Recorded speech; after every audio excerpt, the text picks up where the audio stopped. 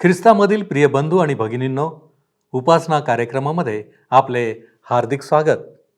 प्रियानो, आपण मागील कार्यक्रमात पाहत होतो की मेलेल्यातून उठल्यावर येशूने अनेकांना दर्शन दिले.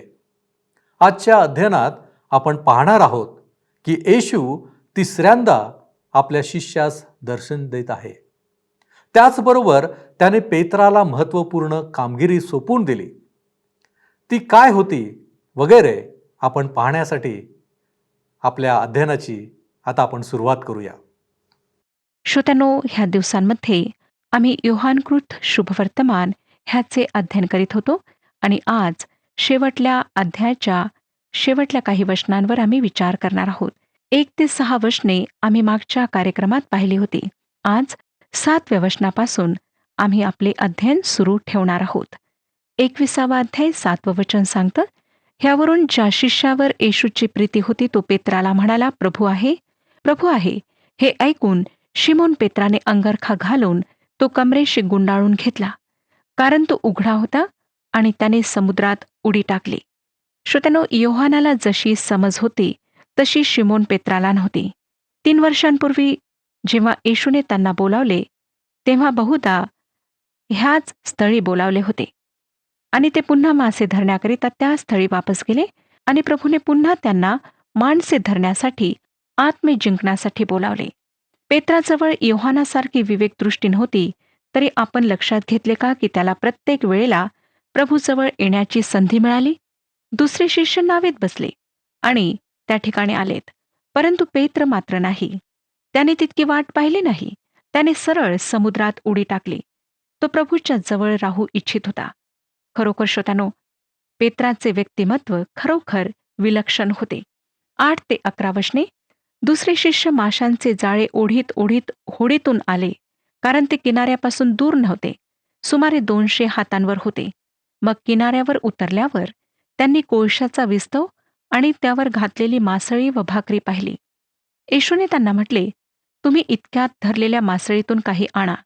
शिमोन पेत्राने मत्स्यावर चढून 153 मोठ्या माशांनी भरलेले जाळे किनाऱ्यावर ओढून आणले. तितके असतानाही जाळे फाटले नाही. श्रोत्यानो, प्रभूने केलेल्या चिन्हांपैकी हे शेवटले चिन्ह आहे जे नोंदण्यात आलेले आहे. पुनरुत्थानानंतर नोंदण्यात आलेले हे शेवटले चिन्ह आहे आणि हे फार महत्वाचे आहे, कारण तुम्ही व मी ख्रिस्ताच्या सेवेशी त्याच्या पुनरुत्थानानंतर जोडलेले आहोत. पॉल करिंथकरास दुसरे पत्र 5वा अध्याय आणि 16व्या वचनात म्हणतो, करिंथकरास दुसरे पत्र 5वा अध्याय 16वे वचन, जरी आम्ही ख्रिस्ताला देहदृष्ट्या ओळखले होते तरी आता ह्यापुढे त्याला तसे ओळखीत नाही. आम्ही बेथलेमातील बाळाशी नाही, परंतु पुनरुत्थित जिवंत गौरवी ख्रिस्त जो देवाच्या उजवीकडे बसला आहे त्याच्याशी जुळलेले आहोत. ह्यामुळेच त्याच्या पुनरुत्थानानंतरची त्याची सेवा आमच्यासाठी इतकी महत्वाची आहे. श्रोत्यानो, मी अनेक गोष्टींकडे आपले लक्ष वेधू इच्छिते. आपल्या लक्षात आले का की प्रभू त्याच्या चिन्हासाठी कोणत्या लोकांना आधार म्हणून उपयोगात आणत आहे? शिष्य मासे धरीत आहेत, पण त्यांना काहीच मिळत नाही. प्रभू येशू त्यांना असंख्य मासे देतो. काना येथील विवाहात पाण्याचे रांजण खाली होते. प्रभू त्या रांजणांना प्रथम पाण्याने भरण्याची आज्ञा करतो, मग त्या पाण्याला द्राक्ष रसात बदलवतो. त्याने मोशेला विचारले होते, तुझ्या हातात काय आहे? मोशेने म्हटले, काठी. आणि त्या काठीला घेऊन इस्रायलांसाठी परमेश्वराने चिन्ह दाखवले. दावीद मेंढपाळाची काठी हातात घेऊन परमेश्वराशी विश्वासू होता व परमेश्वराने त्याच्या हातात त्या काठीऐवजी राजदंड दिला. श्रोत्यानो, हे फार मनोवेधक आहे की जे काही आमच्या हातात आहे ते घेऊन परमेश्वर आमचा उपयोग करून घेऊ इच्छितो. अनेक लोकांना वाटतं की आम्ही दुसऱ्या ठिकाणी असतो किंवा दुसऱ्या परिस्थितीत असतो तर देवाने आमचा अधिक चांगल्या प्रकारे उपयोग करून घेतला असता किंवा आम्ही त्याच्यासाठी अधिक कार्य करू शकलो असतो. श्रोत्यानो, आपण आज जेथे आहात, ज्या परिस्थितीत आहात, तेथे जर तो आपला उपयोग करून घेत नाही तर मला नाही वाटत की तो दुसऱ्या ठिकाणी आपला उपयोग करून घेईल. काय आपण लक्षात घेतले का की देवबाप काय करतो? तो अत्याधिक प्रमाणात करतो. ते रांजण द्राक्षरसाने पूर्ण भरलेले होते. 5,000 लोकांनी जेवण घेतल्यानंतर काही टोपल्या भरून जेवण उरले होते. ही जाळी माशांनी पूर्ण भरलेली होती. हे सुद्धा लक्षात घ्या की येशूने मासे धरण्यास त्यांचे मार्गदर्शन केले, परंतु तो त्यांनी धरलेल्या मास्यांमधून काही मागत आहे. तो त्यांच्याकडून कार्याची अपेक्षा करतो.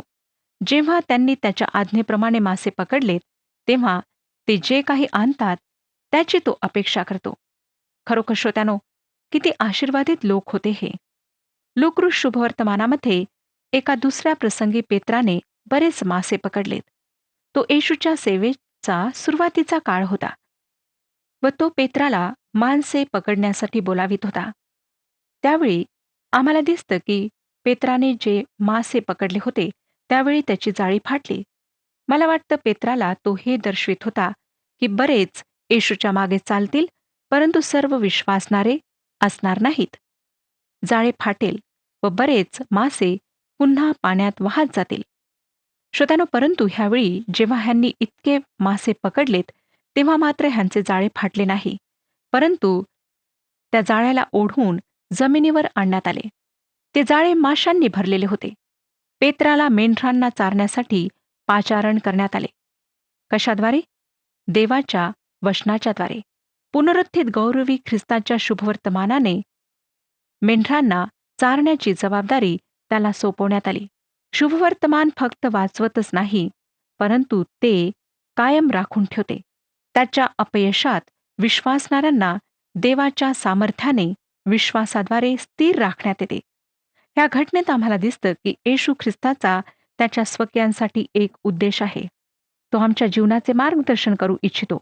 जर आम्ही त्याच्या आज्ञा पाळतो तर तो आम्हाला आशीर्वाद देतो आणि आमच्या सोबत फार सुंदर अशी तो सहभागिता करतो. तो आमच्या इच्छाशक्तीचा प्रभू आहे. तो आमच्या इच्छांवर नियंत्रण ठेवणारा आहे. आता श्रोत्यानो, पुढे आम्हाला समुद्रकिनारी शिष्यांनी येशूच्या सोबत जो नाश्ता केला त्याविषयी वाचायला मिळते. ह्यावरून आम्हाला दिसतं की तो आमच्या अंतःकरणाचा प्रभू आहे. 12 ते 14 वचने सांगतात, येशू त्यांना म्हणाला, या न्याहारी करा. तेव्हा तो प्रभू आहे असे त्यांना समजले, म्हणून आपण कोण आहात हे त्याला विचारावयास शिष्यातील कोणी धजला नाही. येशूने येऊन भाकर घेतली व त्यांना दिली. तशीच मासळीही दिली. येशू मेलेल्यातून उठल्यावर आपल्या शिष्यांना प्रगट झाल्याची ही तिसरी वेळ. काय हे पाचारण? येशूने म्हटले, संपूर्ण जगात जाऊन सुवार्तेची घोषणा करा. परंतु सुवार्ता गाजवायला जाण्यापूर्वी त्यांनी त्याच्यासोबत नाश्ता करावा अशी त्याची इच्छा आहे. ह्यात एक सुंदर गोष्ट म्हणजे श्रोत्यानो, पुनरुत्थित ख्रिस्त स्वतः त्यांना नाश्ता देत आहे. आज जर आम्ही त्याच्यासोबत बसू तर तो आम्हाला सुद्धा खाऊ घालू इच्छितो. तो त्याच्या स्वकीयांना खाऊ घालू इच्छितो. आता शिमोन पेत्राशी झालेली एक विशेष मुलाखत आम्ही पाहणार आहोत. 15 ते 17 वचने सांगतात, त्यांची न्याहारी झाल्यावर येशूने शिमोन पेत्राला म्हटले, योहानाच्या पुत्रा शिमोना, ह्यांच्यापेक्षा तू माझ्यावर अधिक प्रीती करीतोस काय? तो त्याला म्हणाला, होय प्रभू, आपणावर मी प्रेम करीतो हे आपणाला ठाऊक आहे. त्याने त्याला म्हटले, माझी कोकरे चार. पुन्हा दुसऱ्यांदा तो त्याला म्हणाला, योहानाच्या पुत्रा शिमोना, माझ्यावर प्रीती करीतोस काय? तो त्याला म्हणाला, होय प्रभू, मी आपणावर प्रेम करीतो हे आपणाला ठाऊक आहे. त्याने त्याला म्हटले, माझी मेंढरे पाळ. तिसऱ्यांदा तो त्याला म्हणाला, योहानाच्या पुत्रा शिमोना, माझ्यावर प्रेम करीतोस काय? माझ्यावर प्रेम करीतोस काय? असे तिसऱ्यांदा त्याला म्हटले. म्हणून पेत्र दुःखी होऊन त्याला म्हणाला, प्रभू, आपणाला सर्व ठाऊक आहे. मी आपणावर प्रेम करीतो हे आपण ओळखले आहे. येशूने त्याला म्हटले, माझी मेंढरे चार. लक्षात घ्या श्रोत्यानो की प्रभू येशू चुका करणाऱ्या, अपयशी होणाऱ्या, डळमळणाऱ्या शिष्याला सेवेसाठी बोलावित आहे. या मुलाखतीवरून आम्ही एक महत्वाचा पाठ शिकतो. तारणाऱ्यासाठी प्रेम असणे हे सेवेसाठी पूर्वपेक्षित आहे. 3 वेळा आमच्या प्रभूने शिमोन पेत्राला विचारले व 3 वेळा शिमोन पेत्राने उत्तर दिले आणि आम्हाला आढळतं की 3 वेळा प्रभू त्याला कामगिरी सोपवितो. आता प्रश्न हा उठतो की 3दा का? डॉक्टर गॉडेट सुचवितात की ह्याचे कारण ह्या वास्तविकतेवर आहे की शिमोन पेत्राने ख्रिस्ताला 3दा नाकारले आणि तो त्याला त्याच्या भक्तीविषयी 3 वेळा निश्चिती करून देत आहे. हे माहीत करून घेणे मनोवेधक आहे की शिमोन पेत्र दुसऱ्या शिष्यांसोबत सेवेसाठी बोलावल्या गेला. चमत्कारिक रीतीने मासे पकडल्यानंतर त्यांना प्रेषित पदासाठी पाचारण करण्यात आले. जर आपण मार्क शुभवर्तमान आणि लूक शुभवर्तमानातील मासे पकडण्याच्या वृत्तांतातील हा अनुभव स्मरण कराल तर आपणाला आढळेल की मासे पकडताना जाळे फाटले. त्यानंतर प्रभूने त्यांचे मार्गदर्शन केले आणि त्यानंतरच त्याने त्यांना प्रेषित बनवले. नंतर आपणाला आठवेल की शिमोन जेव्हा प्रमुख याजकाच्या वाड्यात येशूला अटक केल्यानंतर विस्तवाजवळ शेकत बसला असताना आपली कामगिरी विसरला. तो आपले हात गरम करण्यास तेथे गेला व जीवनातील एक फार मोठी गोड चूक करून बसला. तेथे त्याने प्रभूला 3 वेळा नाकारले. त्याने खरे पाहिले असता तेथे जायला नको होते, परंतु तो गेला. जेव्हा त्याने ते केले, तेव्हा फार भयंकर असे कार्य त्याने आपल्या जीवनात केले. श्रोत्यानो, आता जेव्हा तो गालिल समुद्र किनारी विस्तवाच्या बाजूला चमत्कारिक रीतीने मासे पकडल्यानंतर बसलेला असताना प्रभू येशू त्याची कामगिरी त्याला पुन्हा सोपवित आहे आणि हे फार मनोवेधक आहे. तो पुन्हा त्याला कार्य सोपवितो. आत्मिक सुंदरतेचे हे फार सुंदरसे असे चित्र ह्या ठिकाणी ठेवण्यात आलेले आहे. जेव्हा आमच्या प्रभूने त्याला 3दा प्रश्न विचारला, तेव्हा असं वाटतं की तोच प्रश्न प्रभू त्याला पुन्हा विचारित आहे. परंतु नाही श्रोत्यानो, जरी प्रश्नांमध्ये आम्हाला सारखेपणा आढळतो, तरी हे प्रश्न भिन्न आहेत. 15वं वचन सांगतं, 21वा अध्याय 15वं वचन, त्यांची न्याहारी झाल्यावर येशूने शिमोन पेत्राला म्हटले, योहानाच्या पुत्रा शिमोना, ह्यांच्यापेक्षा तू माझ्यावर अधिक प्रीती करीतोस काय? तो त्याला म्हणाला, होय प्रभू, आपणावर मी प्रेम करीतो हे आपणाला ठाऊक आहे. त्याने त्याला म्हटले, माझी कोकरे चार. त्याने त्याला शिमोना म्हटले. हे मनोवेधक आहे. शिमोना, योहानाच्या पुत्रा. आता त्याने त्याला शिमोन का म्हटले? आपल्याला आठवत असेल श्रोत्यानो की जेव्हा प्रभू येशू शिमोनाला प्रथम भेटला, तेव्हा अंद्रियास त्याला येशूकडे घेऊन आला होता. जेव्हा येशूने त्याला पाहिले, तेव्हा त्याने म्हटले, शिमोना, योहानाच्या पुत्रा, तुला कैफा म्हणतील, ज्याचा अर्थ आहे दगड. कैफा अरेमिक भाषेतला दगड माणूस हा शब्द आहे. ग्रीकमध्ये पेट्रॉस हे नाव त्याला पडले. आम्हाला दिसतं की कैसरिया फिलिपमध्ये जेव्हा त्याने प्रभू येशूविषयी साक्ष दिली आणि म्हटले की तू ख्रिस्त जिवंत देवाचा पुत्र आहेस, तेव्हा प्रभू येशूने त्याला म्हटले, शिमोना, तू धन्य आहेस. तो त्याचे जुने नाव ह्या ठिकाणी वापरतो. तुला पेत्र म्हणतील, कारण तू ह्यापुढे दगडाप्रमाणे स्थिर आणि मजबूत राहशील. ह्या ठिकाणी ग्रीक भाषेतील वेगवेगळे 3 शब्द वापरण्यात आले आहेत, परंतु इंग्रजीमध्ये त्यांचे भाषांतर प्रेम असे करण्यात आलेले आहे. श्रोत्यानो, इंग्रजी भाषेत फार कमी शब्द भंडार आहे. आपण प्रेमासाठी दुसरा शब्द शोधू शकत नाही. परंतु ग्रीक भाषा अष्टपैलू असणारी, नव्या कल्पनानुसार बदलणारी भाषा आहे. त्यात प्रेमासाठी 3 शब्द आहेत. पहिला जो शब्द आहे तो आहे इरोस. ह्या शब्दाचा उपयोग करून त्यांनी प्रेम शब्दाच्या अर्थाला खालच्या पातळीवर आणले. ग्रीक लोकांनी ह्या शब्दाला मानवी गुणांचा करून त्याला खालच्या पातळीवर आणले. वास्तविकता ही आहे की त्यांनी इरोजला दैवत केले व एफ्रोडाईट आणि इरोजला एकत्र ठेवले. ग्रीक लोकांना जरी वाटले असेल की त्यांनी योग्य शब्द वापरला, तरी इरोज हा शब्द परमेश्वराच्या वचनात वापरण्यात आलेला नाही. दुसरा एक ग्रीक शब्द आहे तो आहे फिलिओ, ज्याचा अर्थ आहे मित्रता. मानवी संबंधात ममता किंवा प्रेम आणि भावनांचा जो उत्तम वापर आहे, त्याच्याशी संबंधात हा शब्द आहे. आम्हाला फिलॅन्थ्रॉपिक हा शब्द त्यापासून मिळाला आहे. फिलडेल्फिया हा त्यातूनच निघालेला आहे. हे शहर बंधुप्रेमासाठी नावाजलेले होते. हाच शब्द आहे जो पवित्र शास्त्रात उपयोगात आणला गेला आहे. प्रेमासाठी अजून एक शब्द आहे तो आहे अगापे. अगापे प्रेमासाठी असलेला एक उच्च व उत्तम असा शब्द आहे. डॉक्टर व्हिन्सेंट आपल्या पवित्र शास्त्राच्या अभ्यासात ह्याला प्रतिष्ठेचा शब्द म्हणतात. हा एक ईश्वरीय अलौकिक शब्द ज्याला देवाच्या प्रेमाविषयी बोलताना वापरण्यात येते.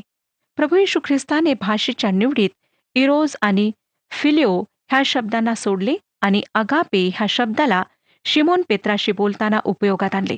त्याने विचारले, शिमोन पेत्रा, काय तू संपूर्ण अंतकरणाने मजवर प्रीती करीतोस? योग्य धर्म सिद्धांत व संप्रदाय असणे फार विलक्षण आहे श्रोत्यानो, परंतु तारण हा प्रेम संबंध आहे.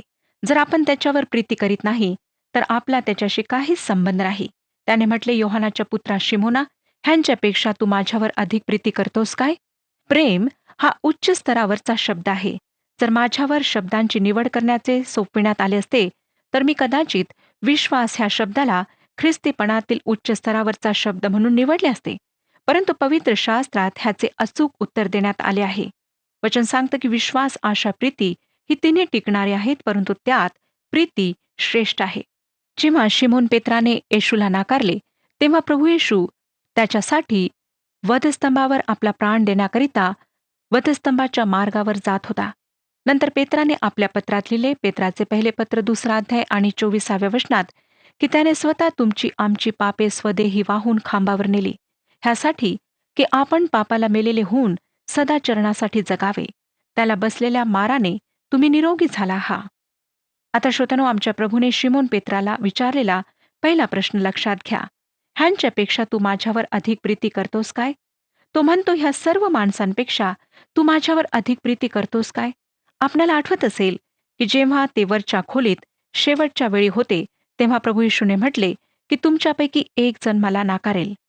शिमोनाने काही संशय न घेता विचार केला असेल, होय, मी सुद्धा ह्यांच्यावर कधी भरोसा ठेवला नाही. परंतु येथे एक असा व्यक्ती आहे ज्याच्यावर तुम्ही भरोसा ठेवून अवलंबून राहू शकता. माझ्यावर अवलंबून राहू शकता प्रभू. प्रभू येशूने म्हटले, शिमोना, योहानाच्या पुत्रा, काय तू हे म्हणण्यास आता तयार आहेस काय की तू ह्या इतर शिष्यांपेक्षा माझ्यावर अधिक प्रीती करतो?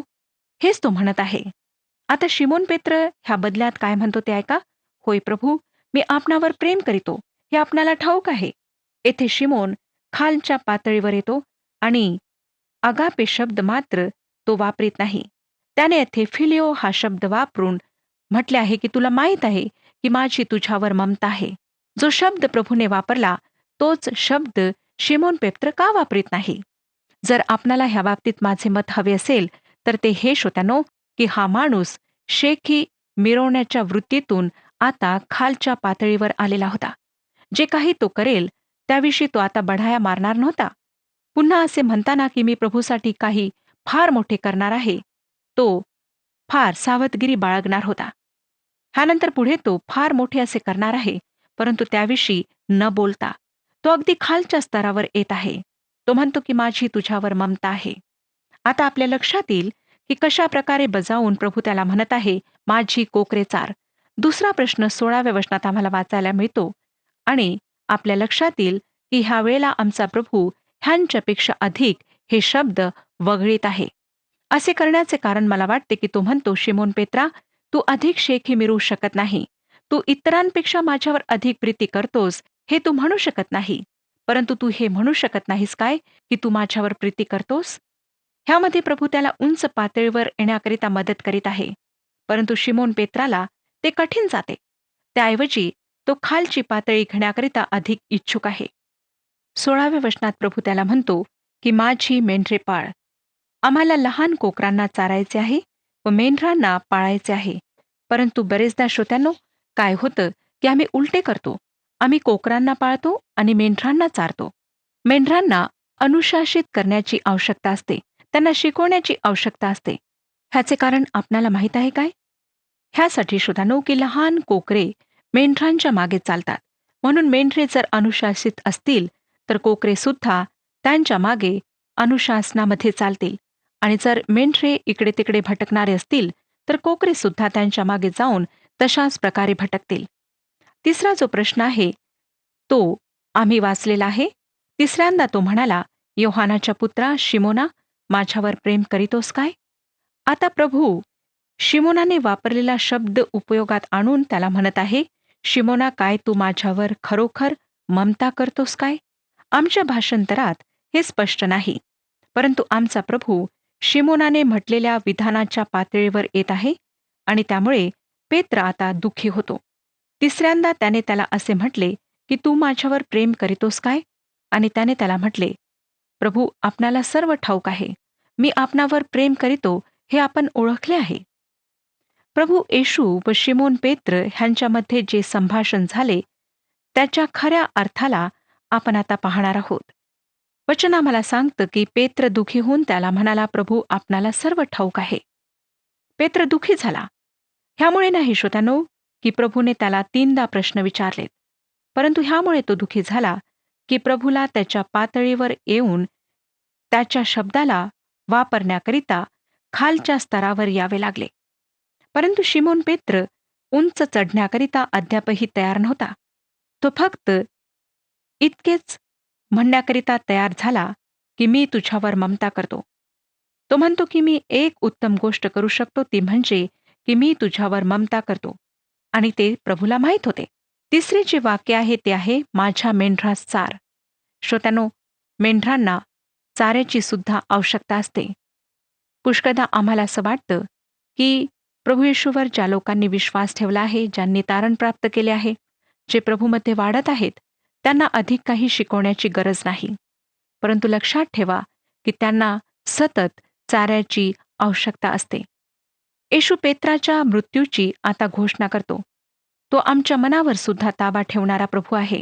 18 आणि 19 वचने सांगतात, मी तुला खचित खचित सांगतो, तू तरुण होतास तेव्हा स्वतः कंबर बांधून तुझ्या इच्छेस येईल तिथे जात होतास. परंतु तू म्हातारा होशील तेव्हा हात लांब करीशील आणि माणूस तुझी कंबर बांधून तुझ्या इच्छेस येणार नाही तेथे तुला नेईल. प्रभू येशू ख्रिस्त त्याला सांगत आहे की त्याला सुद्धा मरावे लागेल. श्रोत्यानो, 20 आणि 22 वचने आम्हाला सांगतात, मग पेत्र वळला आणि ज्या शिष्यावर येशूची प्रीती होती आणि जो भोजनाच्या वेळेस त्याच्या उराशी टेकला असता मागे लावून प्रभू आपणाला धरून देणारा तो कोण आहे असे म्हणाला होता, त्याला त्याने मागे चालताना पाहिले. त्याला पाहून पेत्र येशूला म्हणाला, प्रभू ह्याचे काय? येशूने त्याला म्हटले, मी येईपर्यंत त्याने राहावे अशी माझी इच्छा असली तर तुला त्याचे काय? तू माझ्या मागे ये. प्रभू येशूने जणू त्याला म्हटले, शिमोना, तू माझ्याकरिता मरणार आहेस व योहान काय करणार ह्याच्याशी तुझे काहीच घेणे देणे नाही. तू माझ्या मागे ये. 23 आणि 24 वचने पुढे आम्हाला सांगतात, योहान कृष्णवर्तमान 21 अध्याय 23 आणि 24 वचने. ह्यावरून तो शिष्य मरणार नाही अशी वंदता बंधुवर्गामध्ये पसरली. तरी तो मरणार नाही असे येशूने त्याला म्हटले नव्हते. तर मी येईपर्यंत त्याने राहावे अशी माझी इच्छा असली तर तुला त्याचे काय असे म्हटले होते. जो ह्या गोष्टींविषयी साक्ष देतो व ज्याने ह्या गोष्टी लिहिल्या तोच हा शिष्य आहे आणि त्याची साक्ष खरी आहे हे आम्हाला माहिती आहे.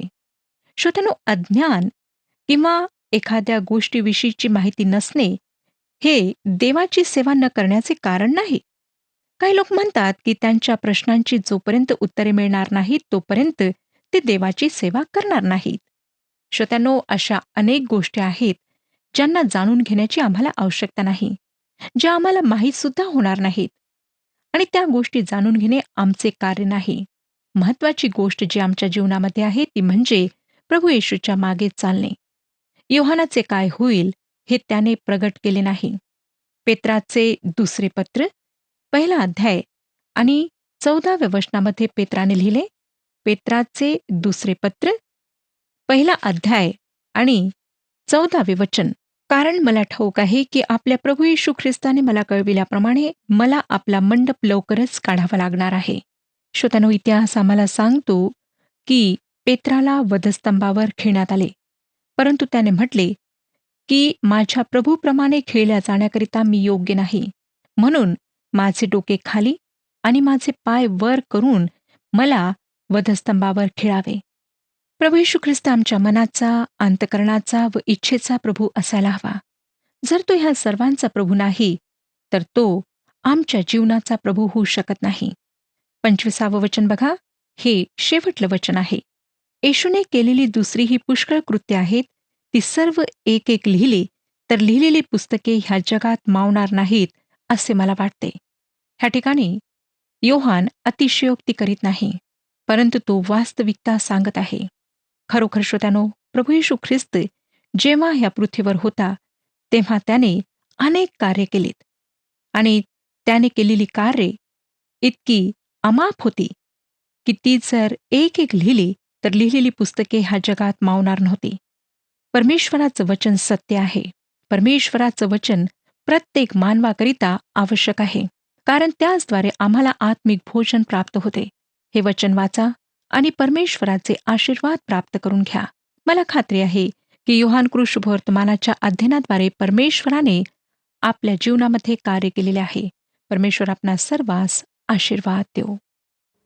प्रियानो, 3 वेळा ज्या पेत्राने येशूला नाकारले होते त्याच पेत्राला प्रभू येशूने मोठी जबाबदारी सोपविल्याचे आपण पाहिले. आमच्या जीवनामध्ये आम्ही जरी चुकलो, बहकलो तरी परमेश्वर आम्हाला सावरण्याची संधी देत असतो. फक्त आम्हाला ती स्वीकारावी लागते आणि त्याचा योग्य उपयोग करावा लागतो.